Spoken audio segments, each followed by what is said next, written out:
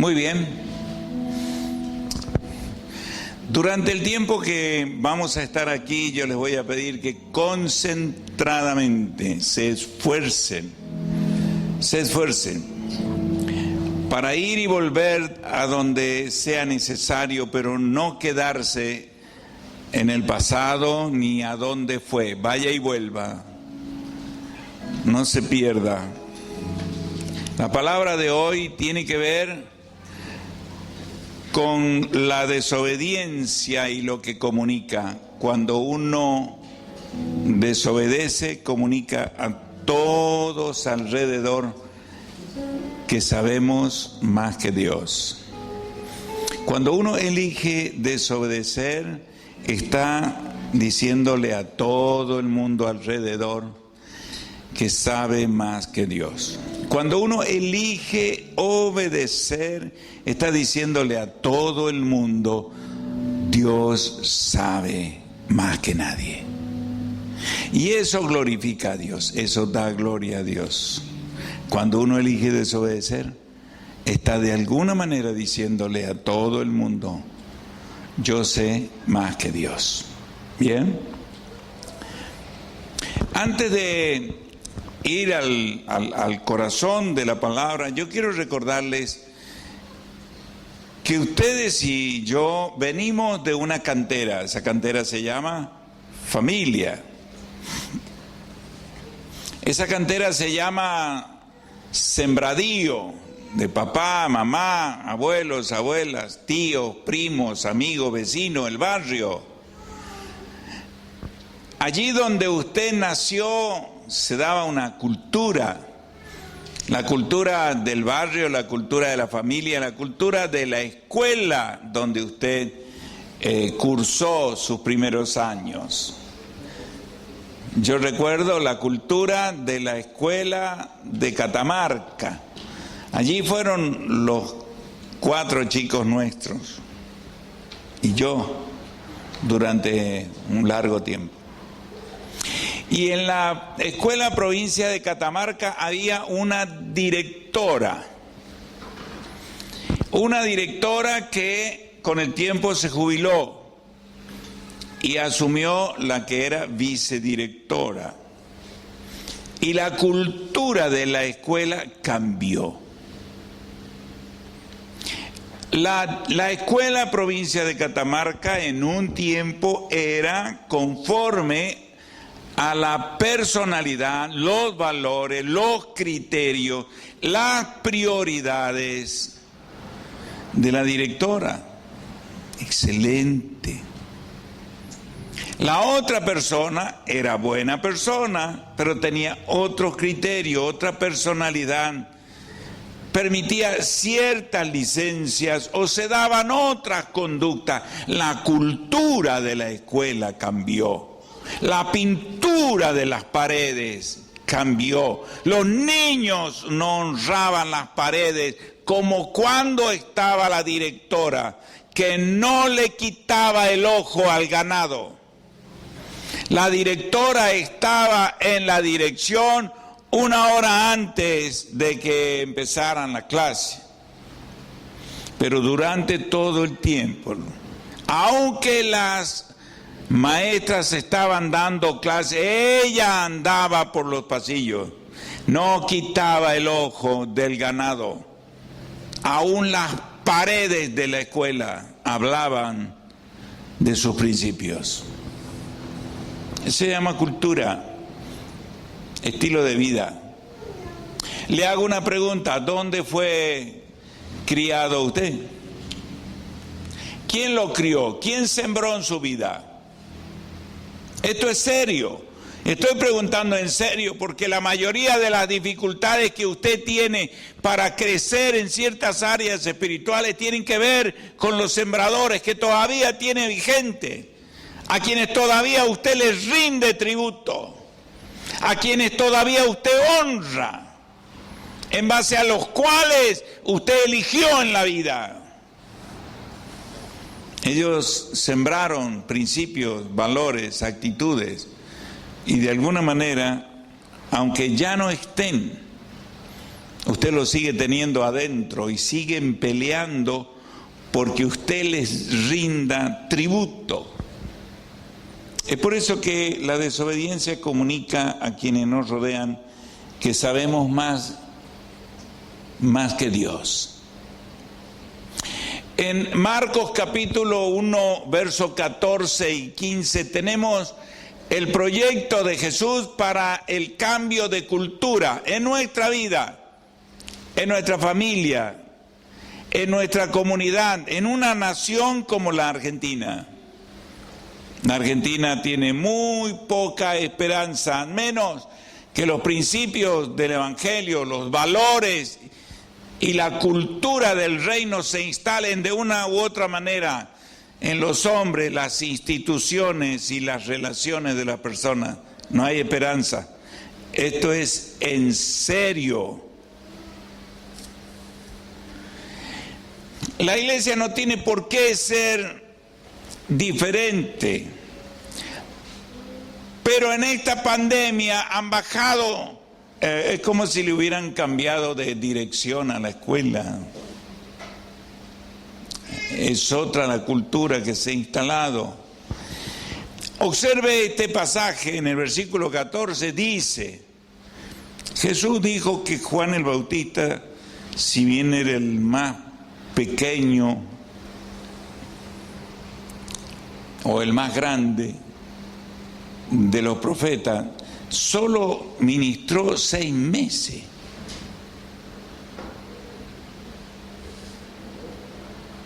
Inició su ministerio, a los 6 meses lo decapitaron. 6 meses. Comenzó su ministerio a los 30 años y 6 meses. Y al año 31 lo mataron. Juan el Bautista era 6 meses mayor que Jesús, que era su primo. 6 meses. Prepararse toda una vida para solo 6 meses. Y Jesús dijo, el más grande de los profetas era él, pero el más pequeño de los hijos del reino era mayor que Juan el Bautista. Quiere decir que cuando Jesús compara cosas, o creo que Él es lo que dice que es, o yo me sumo a los que creen que Él es un estúpido, un lunático, un loco y no un Señor. Nosotros no decimos ni qué estúpido, loco o lunático, pero muchas veces tomamos decisiones que revelan que yo creo que sé más que Dios. Jesús dijo, si vosotros permanecéis en mí y mis palabras permanecen en vosotros, entonces se da en ustedes la ejecución del reino con toda naturalidad. Ustedes pediréis al Padre en mi nombre, Él lo hará, yo lo haré, ustedes lo harán. La desobediencia comunica a quienes nos rodean que sabemos más que Dios. Y esto es grave, pero es muy común. En la Argentina hay mucha gente que cree que sabe más que Dios, por eso ha desechado a Dios, ha desechado su palabra y está comunicando que sabe más que Dios. ¿Cuál es el resultado? Bueno, si en realidad Jesús es lo que dice ser, estamos en el horno. En este pasaje dice, Juan el Bautista fue encarcelado y Jesús vino como consecuencia de eso a Galilea predicando el Evangelio del Reino de Dios. No dice que Jesús, una vez que Juan el Bautista fue encarcelado, él continuó con el ministerio de Juan el Bautista. En realidad Juan el Bautista preparó a la gente con este mensaje: arrepentíos y bautícense, hagan un comienzo de cambio, prepárense porque el que viene tras de mí es mayor que yo. Él es el sembrador del gobierno de Dios. Nadie puede sembrar el gobierno de Dios si Dios no gobierna en su vida. Y esto es un principio para nosotros también. No vamos a sembrar el reino de Dios si Dios no reina en nosotros. Cuando Juan el Bautista fue encarcelado, cuando la directora se jubiló, entró a funcionar como directora la vicedirectora. La personalidad era diferente. La directora era temperamento colérico, directivo, ejecutivo, tenía principios y valores, era de carrera, era como si se hubiera preparado para ser directora. La vicedirectora era docente y por haber ascendido era vicedirectora. Tenía un temperamento flemático, dejaba que las cosas corrieran. Las paredes, le digo, las paredes hablaban de otra escuela. Era otra escuela. Fue otra escuela. Los frutos eran otros, las maestras eran otras. Cambiaron la conducta, las relaciones. El patio en el recreo era otro. Todo cambió. La cuarentena ha cambiado muchas cosas y ha permitido que ocurran cosas. Y uno ha cambiado prioridades. Dice que el día en que encarcelaron a Juan el Bautista, comenzó Jesús a predicar el evangelio del reino de Dios. Quiere decir que Juan el Bautista no estaba predicando el evangelio del reino de Dios y Jesús no continuó el ministerio de Jesús, sino a partir de él empezó a sembrar. Versículo 15. Este es el proyecto del cual usted no se debe desprender nunca. ¿Por qué Jesús empezó a predicar el evangelio del reino de Dios? Porque cuando Adán y Eva rompen con Dios, se ponen bajo la autoridad de alguien, rompen con la autoridad de Dios para poder ser ejecutivos en la extensión de la voluntad de Dios, Adán y Eva. Entonces el evangelio del reino tiene que ser cambio de reino, cambio de reino. Dice que fuimos trasladados del reino de las tinieblas al reino del Hijo de Dios. Quiere decir que cuando no tenemos a Cristo como Señor, tenemos a otro Señor que no es Cristo y gobierna sobre nuestras vidas. Y le estamos diciendo a todo el mundo que sabemos más que Dios. Piensen en esto.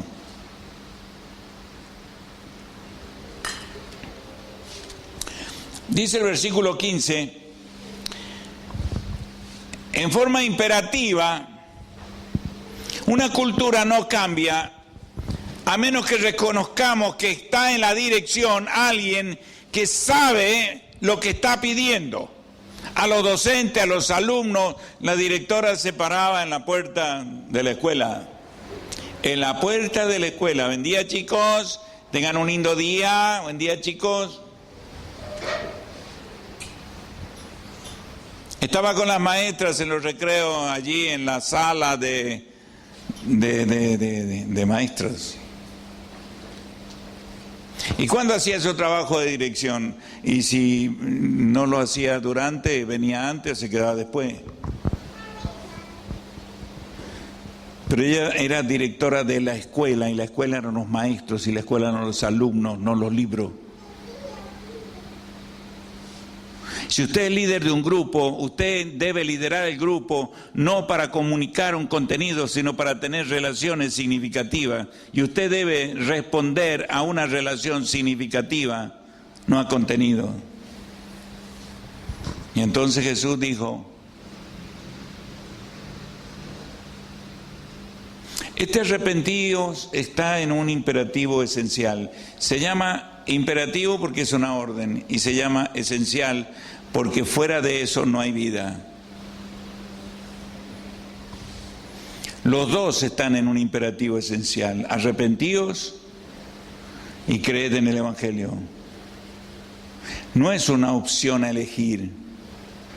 Es por eso que el Evangelio en realidad es muy mal entendido por mucha gente.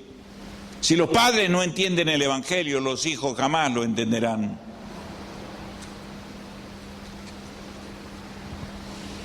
Si los padres no entienden el Evangelio como un imperativo esencial, los hijos no internalizarán un Evangelio como imperativo esencial.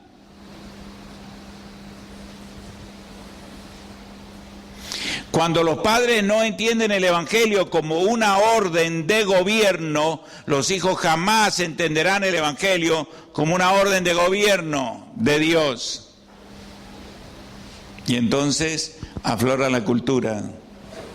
¿Cuál cultura? La que su padre y su madre, su abuelo, su tío, su primo, su amigo, sus compañeros sembraron en el tiempo en que el Evangelio no existía en su vida. Y eso está ahí.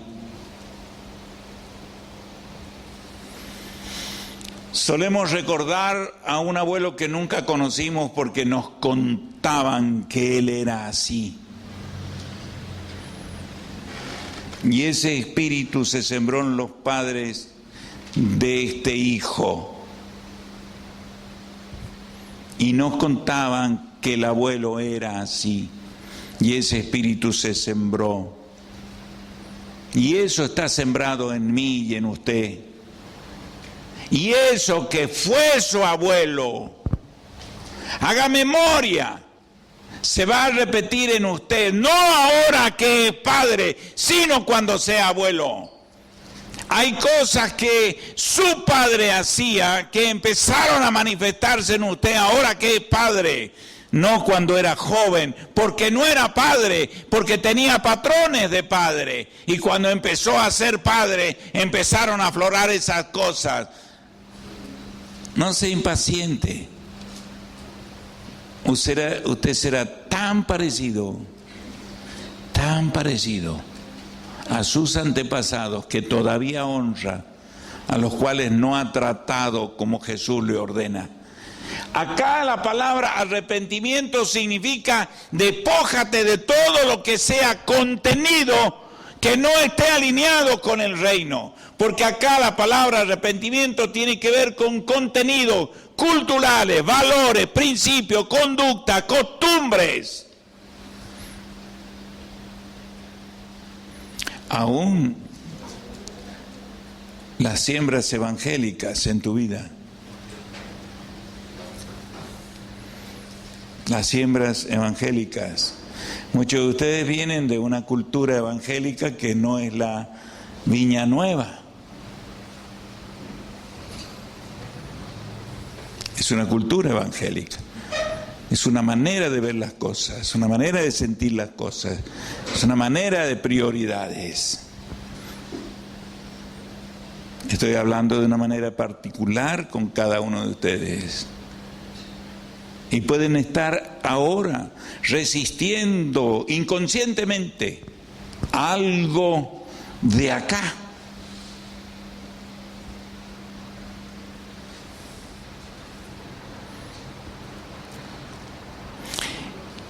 El arrepentimiento tiene que ver con contenidos que usted debe revisar, rechazar, cambiar, modificar.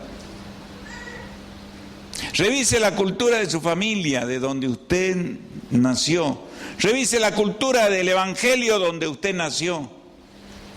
Yo estaba allí sentado en el interculto y me acordaba de los tiempos más significativos en mi vida vinculada al evangelio.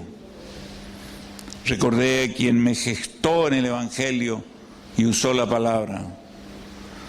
Pero recordé dos grandes momentos en mi vida, los tiempos en que yo pasaba horas y horas, hasta altas horas de la noche, interactuando con mi compañero de habitación y compartiendo descubrimientos de la Biblia mientras la leíamos. Mirá lo que dice acá, y mirá lo que dice acá. Y así se nos pasaban horas, semanas, meses. Y el tiempo en que fui exiliado de iglesia, donde pasé 14 meses sin ningún vínculo con iglesia, atendiendo un bar, previo a irme al seminario, sin pastor, sin jóvenes, sin iglesia, sin culto, sin maestro de la escuela dominical, solo tenía libros que compraba y una primera Biblia con concordancia. Fueron mis 2 grandes tiempos de establecimiento de principio. Fue allí donde pude decidir despojarme de los vínculos familiares, confrontar a mi padre con su cultura, a mi madre con su cultura, a mis parientes con su cultura, al bar y su cultura, porque me crié en el bar. Desde el vientre de mi madre escuché el bar. Tuve que confrontar esa cultura y hacer este trabajo. Todavía no termina, porque hay cosas que se están empezando a manifestar en este tiempo de mi vida, que fueron sembradas probablemente en el final del tiempo de mi padre, en el final del tiempo de mis tíos mayores, de mis primos mayores, que eran parte de la cultura de los Mansur, de los Renas, de los Vallesbo, de los Muse. Lo mismo le pasa a usted. Y esto está en un imperativo esencial continuo, porque esto significa que arrepentidos y arrepentidos y arrepentidos una y otra vez, cada vez que descubran que una raíz ha brotado, sembrada de hace mucho tiempo y que en estas condiciones actuales se está manifestando.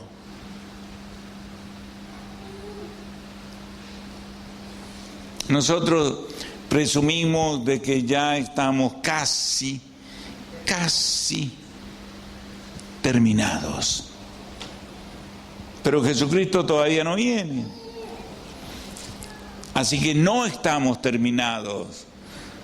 Porque dice que el que comenzó en nosotros la buena obra la perfeccionará hasta el día de Jesucristo. O sea que si Él todavía no vino, usted y yo no estamos terminados. Estamos bajo este imperativo, arrepentidos. Esto es esencial, esto pertenece a la vida. Y creed en el Evangelio y seguid creyendo en el Evangelio. No solo lo que ya creíste, sino lo que necesitas. Un joven me dijo: pastor, necesito hacer unos ayunos. ¿Y por qué motivo? Necesito instalar nuevos hábitos en mi vida. ¿Ni qué más? Necesito ser liberado de resistencias para que yo entienda la voluntad de Dios en mi vida. Patobicas. Usted está lleno de patobicas que ahora están actuando a partir del comienzo de esta palabra. Allí en su cabeza empezaron a resistir, a decir, el apóstol Pablo dice, argumentos, que van en contra de los pensamientos obedientes. Y esto que acabo de decir es solo la introducción. Voy a usar un ejemplo. Un ejemplo claro, conocido, es Saúl. Saúl tenía que destruir a Amalek. Amalek era un pueblo que siempre estaba en contra de su propio pueblo. Amalek. ¿Quién era Amalek? ¿Quiénes fueron los padres de Amalek? ¿Quiénes fueron los sembradores en Amalek? Para que Amalek tuviera una maldición de parte de Dios hasta la destrucción total. Le dijo a Saúl: termina con Amalek. Todo, hombres, mujeres, niños, bebé, animales, no importa, todo, quema todo. Porque había un espíritu inmundo en Amalek que se venía repitiendo y Dios no quería que ese espíritu continuara operando en armas que eran las personas. Amalek era un pueblo que cuando el pueblo de Israel sale de Egipto, una larga caravana de entre 2 y 6 millones de judíos, era una larga caravana, Amalek atacó la retaguardia y mató a muchos hombres. Amalek atacó a traición a su propio pueblo, matando a muchos hombres. Samuel estaba muchísimo tiempo después, Saúl está muchísimo tiempo después de aquellos hechos, y Dios dijo: yo terminaré con Amalek. ¿Quién era Amalek? Isaac tuvo 2 hijos, ¿recuerdan? Isaac tuvo 2 hijos, Esaú y Jacob.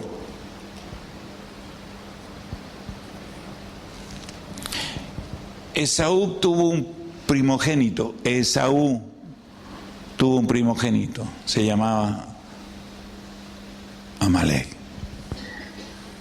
Y los amalecitas, descendientes de Amalek, adquirieron la cultura de Amalek, la cultura de su abuelo Esaú, el calentón, el iracundo. Esaú era iracundo. Como dice el dicho, el que se calienta, pierde. Esaú se calentó y perdió. Esaú era el abuelo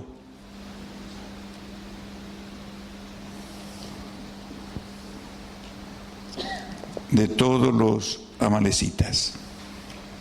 Isaac era el papá de Esaú.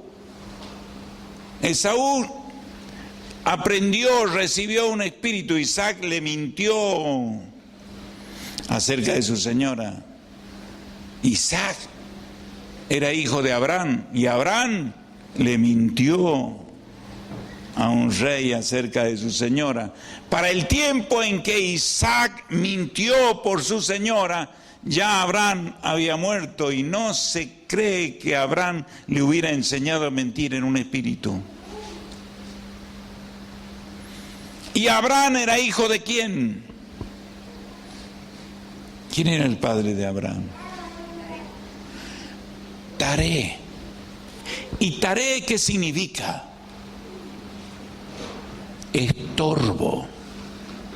Taré estorbó a Abraham, el hombre al cual Dios llamó a alinear su vida con un propósito trascendente. El padre de Abraham era un estorbo con la actitud, la conducta, la cultura, su costumbre, y le impidió por 20 años continuar con la obediencia a la voluntad de Dios a Abraham. Taré. ¿Dónde se crió Taré? En Babilonia. ¿Qué cultura mamó Taré? Idolatría, perversión, adoración a los muertos, a los demonios. Una cultura, un hombre, una familia, una tradición. Tenemos a Amalek. ¿De dónde viene usted? ¿Quiénes son sus antepasados? ¿Quiénes son sus antepasados sembradores?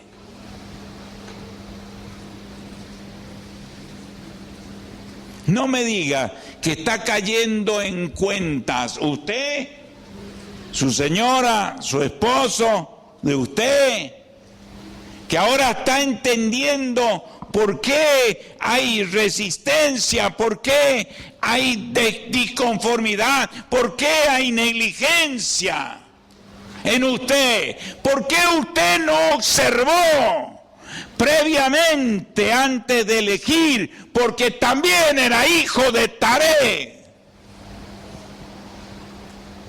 Jamás me casaré con un alcohólico, dice la hija hermosa de un padre que golpeó a su madre todo el tiempo que venía borracho. Jamás me casaré con un alcohólico. Aunque lo decía todo el tiempo, se enamora de un joven hermoso, prometedor. Se casa.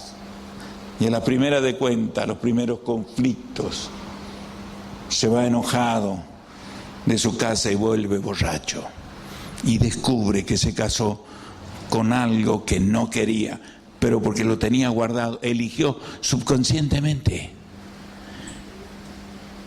¿Por qué eligió usted su marido? Porque usted eligió a su esposa.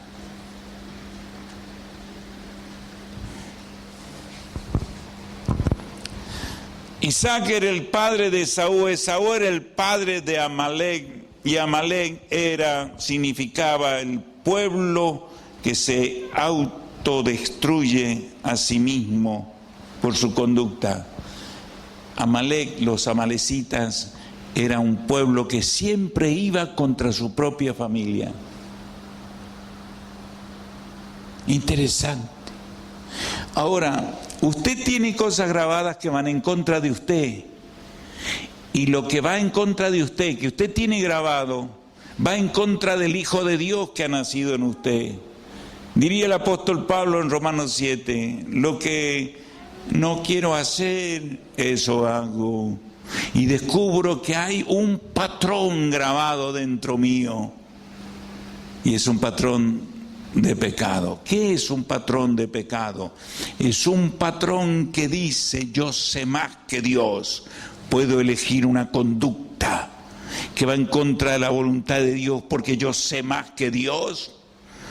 Y si a ustedes se les ha extraviado Dios, cuenten conmigo. Y se vuelven consejeros, influyentes y argumentadores. Y hay por todos lados. Y en la iglesia. Y en la iglesia. La desobediencia y el engaño van de la mano. El efecto aumenta junto, la desobediencia y el engaño, porque la persona que desobedece conscientemente está engañada.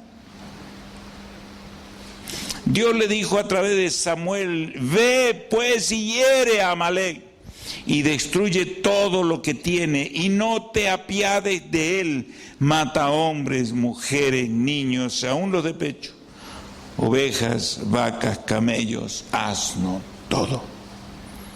El espíritu de Amalek se apodera y confronta los planes de Dios. La orden fue directa, específica. Nada que Amalek posea, fuera humano o debía vivir.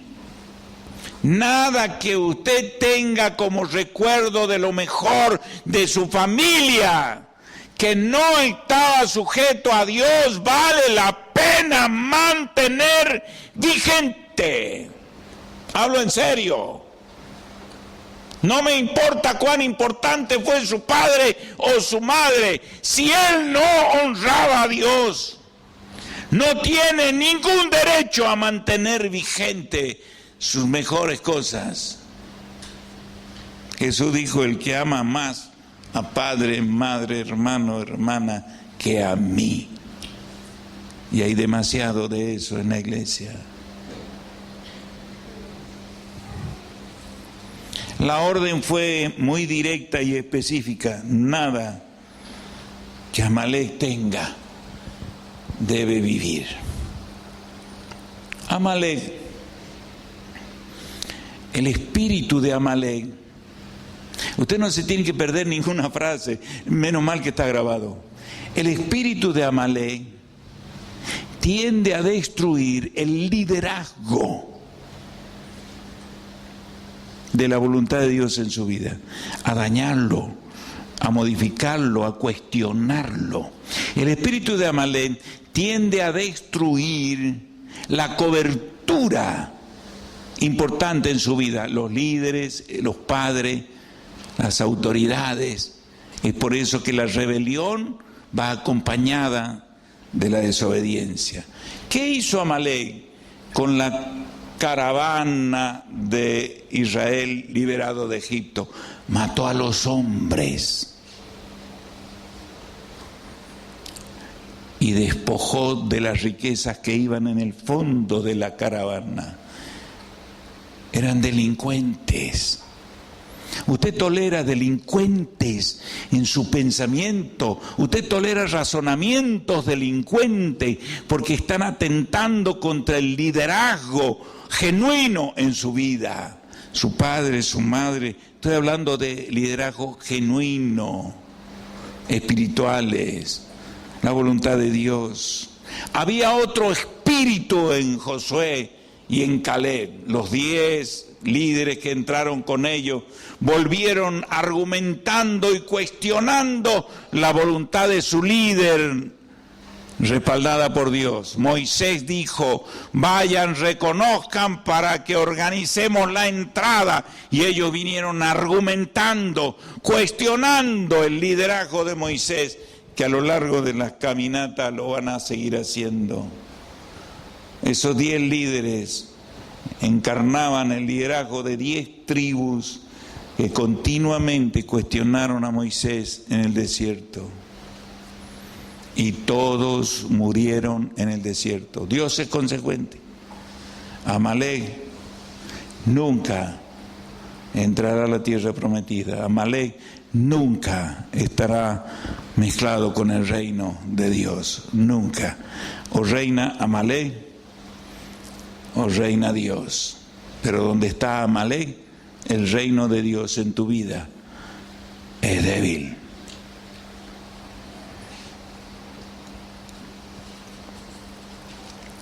¿Por qué de pronto en estos tiempos complicados? Búscame Isaías 58, 2 y 3. ¿Por qué en estos tiempos complicados uno descubre que nuestras oraciones parecieran que carecen de convicción, de certeza? Somos muy dados a dejar que sea la voluntad de Dios cuando Él nos ha pedido ser ejecutivos. Todo lo que pidieres orando. La palabra pedir allí no es pedir, espera, no, todo lo que pidieres se haga. Padre nuestro que estás en los cielos, santificado sea tu nombre. Venga tu reino. En esa parte el Padre nuestro cambia. Porque me lleva a involucrarme en el propósito ejecutivo. Venga tu reino, comienza conmigo, cuenta conmigo, seré la extensión de eso. No es pasivo, no es indiferente. Isaías 58, 2, es increíble este texto, habla del famoso ayuno que Dios quiere. Pero escuchen a Dios hablar diciendo: despierta, despierta, vístete. No, 58, no 52.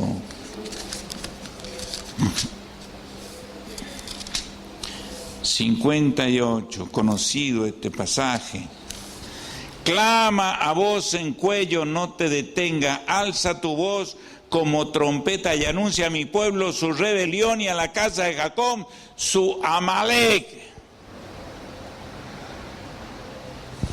Siempre habrá de parte de Dios una confrontación con Amalek a muerte.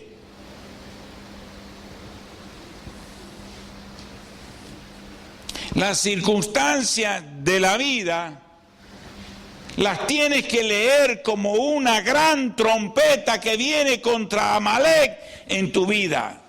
La Argentina tiene que reconocer, el mundo tiene que reconocer que hay una gran trompeta que está tronando contra Amalek.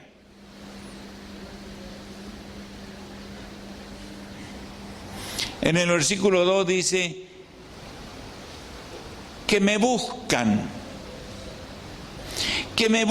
cada día y quieren saber mis caminos, como gente que hubiese hecho justicia y que no hubiesen dejado la ley de su Dios, que piden justos juicios y quieren acercarse a Dios.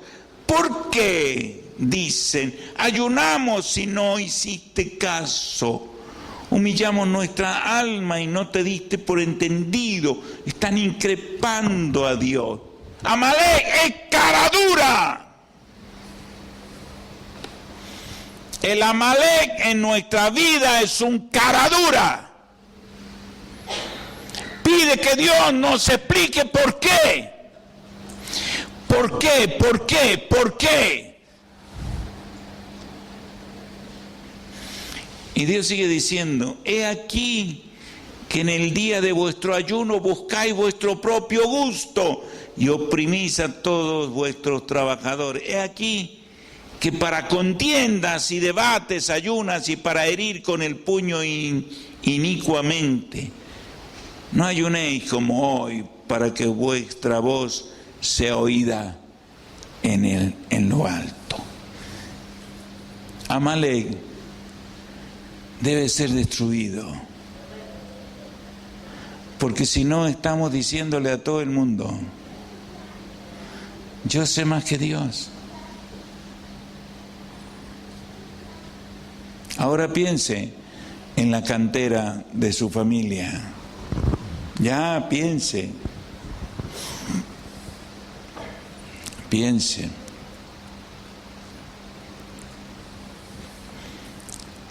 Había un hombre que venía y se sentaba ahí, en el pasillo, ahí.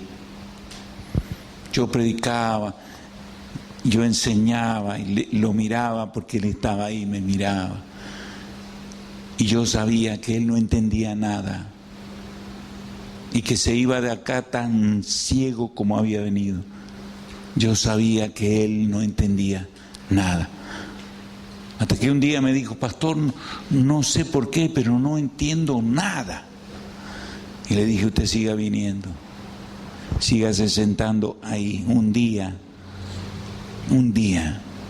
Dios va a abrir sus ojos. Y ocurrió 6 meses después de venir domingo tras domingo.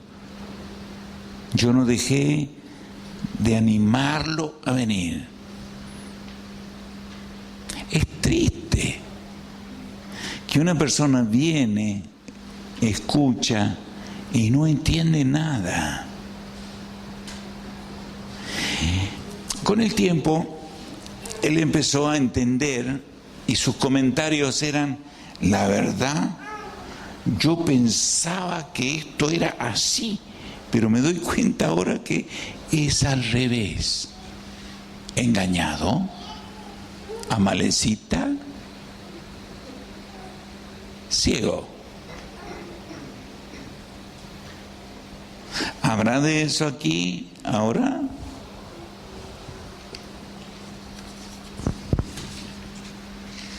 Sin embargo, Dios le dijo, Saúl termina con Amalek.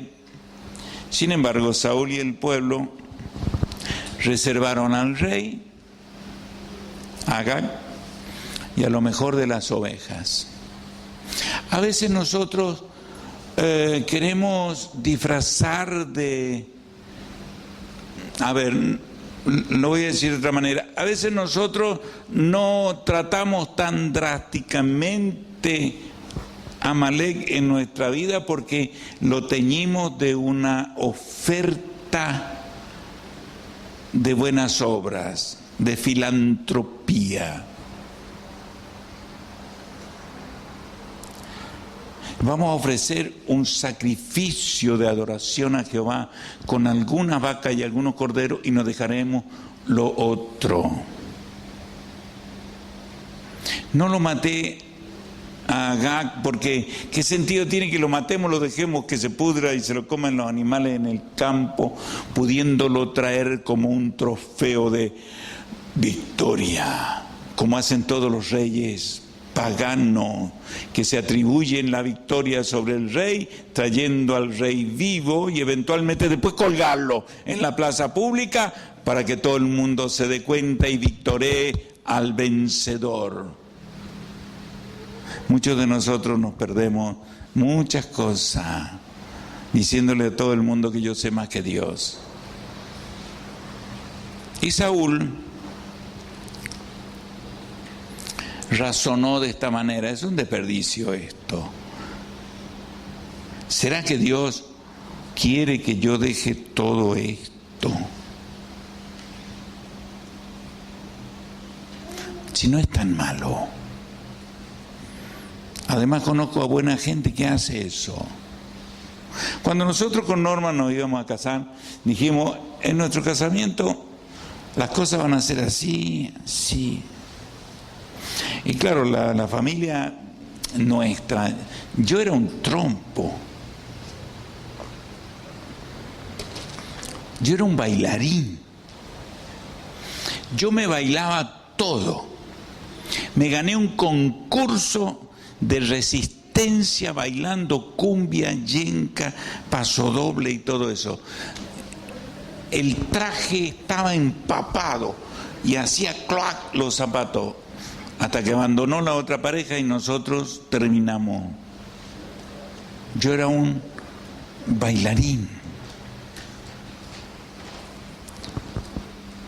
De buenas amistades nos juntábamos los viernes a hacer el asalto. Los muchachos llevaban las gaseosas, las chicas llevaban las galletas con un picadillo y nos juntábamos a comer, a charlar.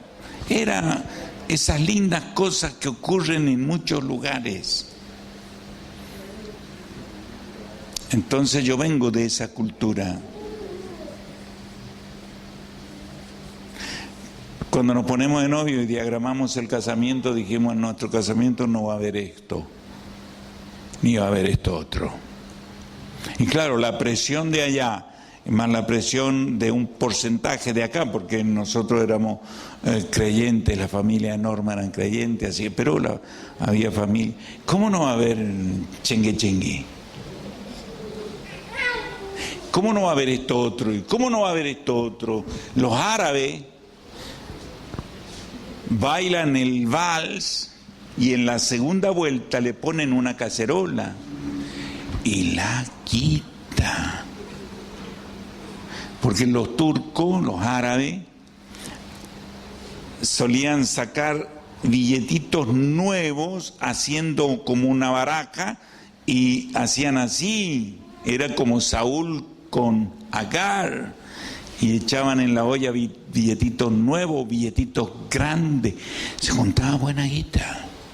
Y si eso seguía, los que no habían echado se veían presionados y de alguna manera terminaban echando. Y casi que algunos se venían preparados para eso. Y nosotros dijimos, eso no va a haber en nuestro casamiento. Nosotros decidimos qué tipo de cultura iba a haber en mi fiesta. Y nos confrontábamos con una familia con una cultura diferente. Y me decían, Cacho, ¿cómo puede ser? Cacho, vos. No lo podían entender. Pero yo no me dejé amilanar. Y en eso que estaba en la fiesta, dice, bueno, mirá, me saca la tía María. La tía María era la que me encontró el primer piojo a mí, porque ella vivía con nosotros, era soltera, y yo nacía tipo Ian, ¿no? Y a los 6 meses yo lloraba, y no sabían por qué, y ella me sacó al corredor de ahí y me encontró un piojo. Y dice, acá el Cacho tiene un piojo. Y por eso yo lloraba, parece, porque el piojo me picaba y cuánta cosa. Bueno, ella me decía, yo te saqué los piojos. Entonces ella vino en la fiesta y me dijo, mirá, sacó de su cartera, esto es para vos. Pero por plata baila el mono, me dice. repetía: este mono no baila y menos por plata. Guárdatelo. Entonces, después de tanto insistir, y como vieron que no lograban su cometido, vino en un momento ella y agarró y me dice: esto es para vos, y me lo metió acá, en el bolsillo. No, tía, discúlpame. Y se lo metí en el bolsillo. Amalek siempre va a querer debilitar el reino. Hablo en serio. Y en esta cuarentena, Amalek se morfó a Samuel. Se morfó al profeta, usando a Saúl como cómplice. Saúl es el cómplice en nuestro corazón para que Samuel no tenga el propósito de Dios cumplido. Porque Samuel fue el mensajero. Vino Dios y le dijo allí en el capítulo 15: estoy arrepentido de haber puesto a este acomplejado como rey.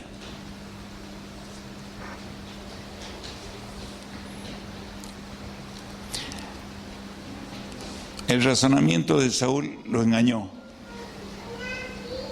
Y con frecuencia ese es el caso cuando no obedecemos lo que Dios dice, y que yo sé que eso es así. Una persona engañada cree que ha hecho lo que es correcto o lo mejor, cuando realmente está en rebelión.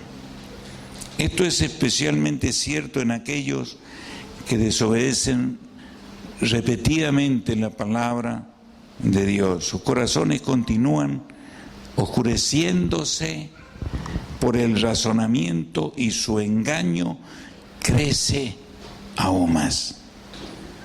Pablo le dijo a Timoteo: engañan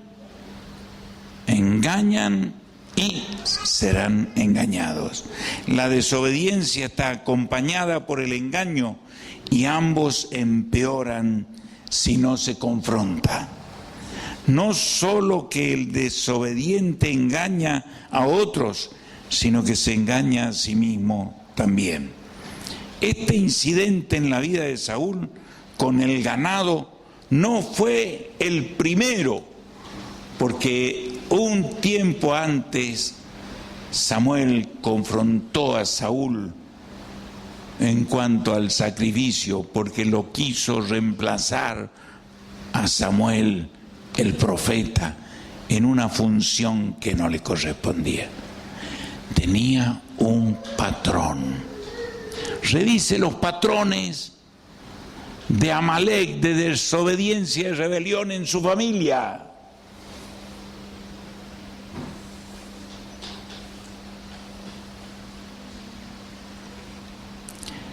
Porque usted también lo tiene. Si no lo tuviera, Jesús no diría: arrepentíos y cambien el contenido, arrepentíos, limpien eso y pongan lo nuevo, arrepentíos. Es una orden, es un mandato, es esencial y es continuo, porque vendrán tiempos donde cosas de mi vida no se van a manifestar hasta que no se den las condiciones, porque hay cosas que en mi padre existían y no se dieron en mi vida hasta que yo fui padre. No tuve que confrontar eso hasta que yo no fui padre. Y si quise otra cosa, tuve que arrepentirme, incorporar otro contenido. Este mensaje es para incomodarlos. No para que se vaya en paz, es para que se vaya inquieto, es para que revise. La semana que viene y la otra, los grupos van a trabajar sobre el Salmo 91. El Salmo 91, lo ubica, el Salmo 91, está después del 90. El Salmo 91 tiene un último versículo. ese último versículo debe leerlo antes de leer el 91, porque pareciera como que es una antesala. Y entonces usted dice, el Salmo 91. Es mi salmo preferido, y en esta cuarentena es el salmo que más he leído, que más he orado y que más he esperado. En realidad, yo lo quiero desafiar a que usted se despoje de toda presunción y comience a leer el salmo para entender quién habla, qué dice, cuáles son las condiciones para la promesa, cuáles son las promesas condicionadas, y que cuando no se dan las condiciones, las promesas no pueden ser reclamadas, y cuando son reclamadas, uno lo hace desde la postura de yo sé más que Dios.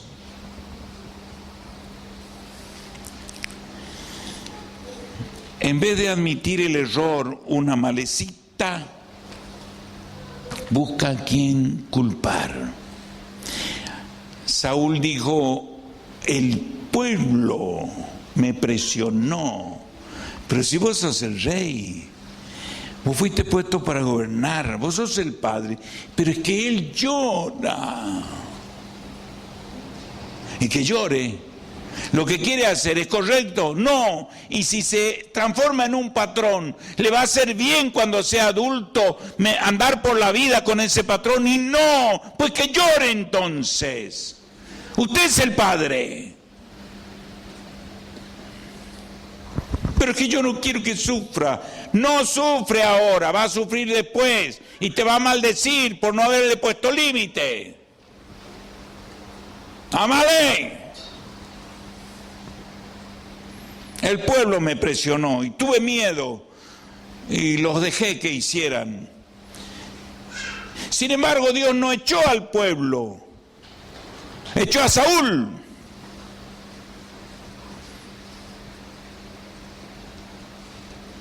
Saúl fue el mal rey. Amalek seduce con vanagloria, seduce con regalos. Amalek se vio vencido y le dijo, no me mates aquí. ¿Quién se va a enterar? Llévame prisionero. Y él sabía que Saúl comía de la vanagloria y se lo trajo vivo.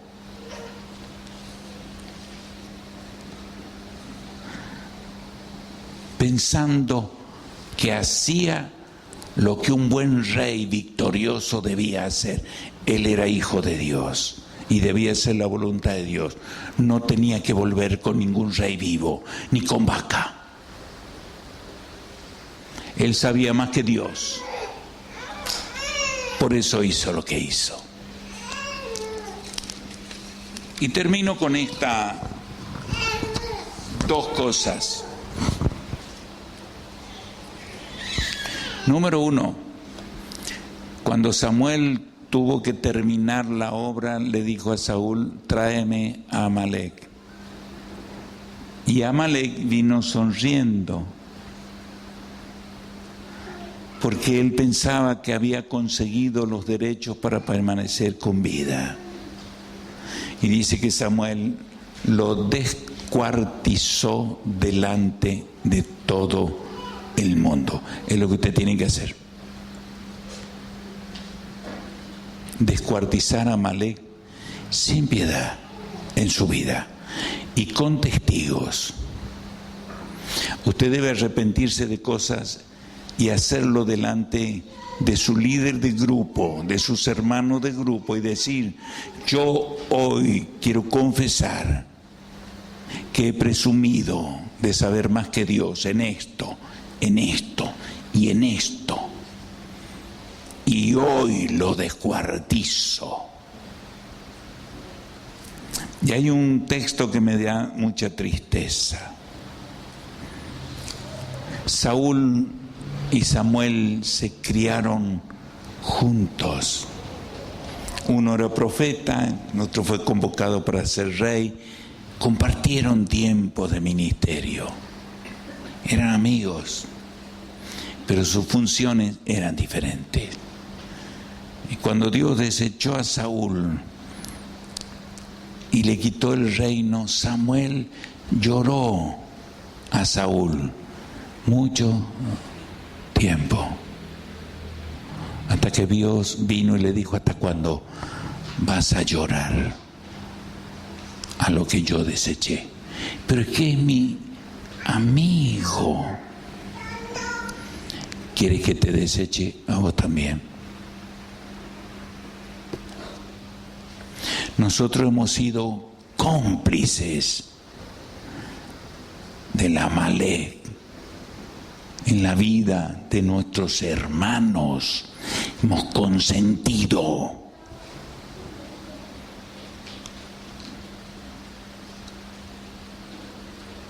Y eso es malo.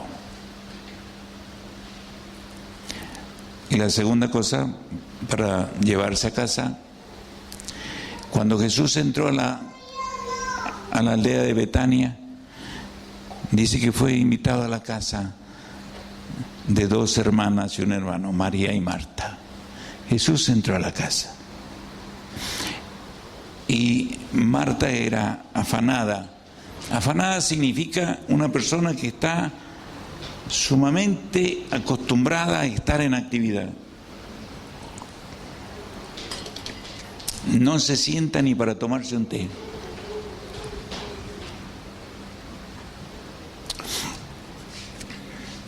Uno no se arrepiente sin detenerse a pensar, y tampoco cree si no se detiene a examinar que debe incorporar. Hay gente que vive su vida cristiana de memoria, como ya aprendió algunas cosas, hasta invoca el Salmo 91 sin saber que hay promesas de las cuales él está dependiendo, cuyas condiciones no se preocupó por cumplir. Y Jesús estaba ahí en esa casa. Y los malos hábitos aprendidos en casa se repiten en casa. En casa. La incredulidad de nuestros antepasados se practica en casa. Acá no se dice. Porque este es un lugar no para confesar pecados, sino para ser Amalek.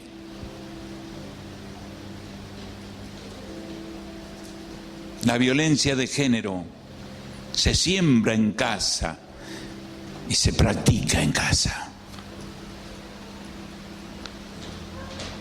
La mayoría de los que terminan matando a una mujer han visto golpear a su padre, a su madre.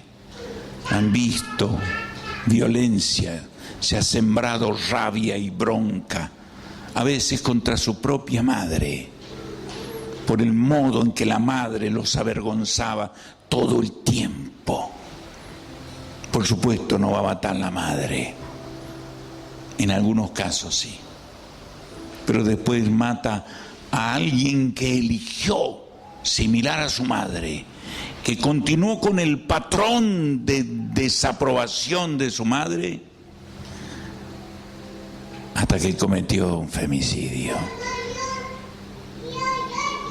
El femicidio, según la teoría mía y bíblica, es fruto de la siembra de la mujer en el hijo varón.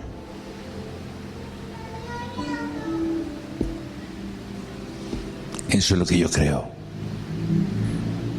Y detrás de todo femicida hay una madre que descalificó y maltrató a ese niño hasta avergonzarlo.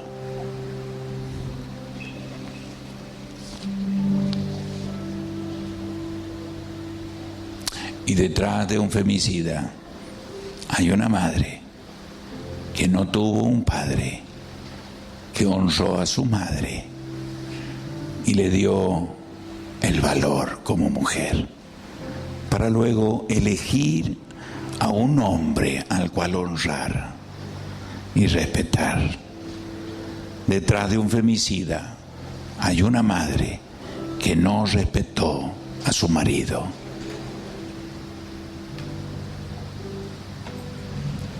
Búsquelo, en la Biblia está.